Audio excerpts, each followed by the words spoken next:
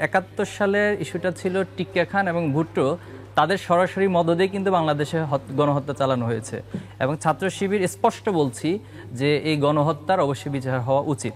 এখন এখানে প্রশ্ন হলো যে ১৯৫ জন চিহ্নিত যুদ্ধ অপরাধী ছিল, তাদেরকে কে ছেড়ে দিলেন? শেখ মুজিব। তাহলে যদি ১৯৫ জন যুদ্ধ অপরাধীকে ছেড়ে দেওয়ার জন্য যদি দায়ী করতে হয়, তাহলে আমি এখানে শেখ মুজিবকে দায়ী করব এবং শেখ মুজিবের মরণোত্তর বিচার হওয়া উচিত। সেকেন্ড পয়েন্টে আসুন, যদি ৭১ ইস্যুতে ছাত্র শিবির ৭৭ সালে প্রতিষ্ঠা হওয়ার পরও সে দায় ছাত্র শিবিরের উপরে দায় দিয়ে দেন বা দায় চাপিয়ে দেন, সে প্রসঙ্গে আসি, তাহলে জিয়াউর রহমান, আমি প্রথমে ওনার প্রতি শ্রদ্ধা জ্ঞাপন করছি এবং আমার দৃষ্টিকোণ থেকে এখন পর্যন্ত বাংলাদেশে যারা রাষ্ট্রনায়ক ছিল আমি ওনাকে শ্রদ্ধা করি এবং দূরদর্শিতা, দেশপ্রেম, আধিপত্যবাদের বিরুদ্ধে অবস্থান ওনার চমৎকার ছিল।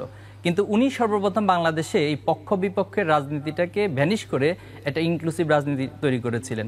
এরপরে দেখেন তিনি শাহ আজিজুর রহমান, তিনি চিহ্নিত স্বাধীনতা বিরোধী ছিলেন, ওনাকে বাংলাদেশের তিনি প্রধানমন্ত্রী করেছেন। আব্দুর রহমান বিশ্বাসকে তিনি রাষ্ট্রপতি করেছেন। মশিউর রহমান জাদু মিয়াত ওনাকে করেছেন। এরপরে যিনি বর্তমান মির্জা ফখরুল ইসলাম আলমগীর বিএনপির মহাসচিব, ওনার বাবার বিষয়টা জানেন।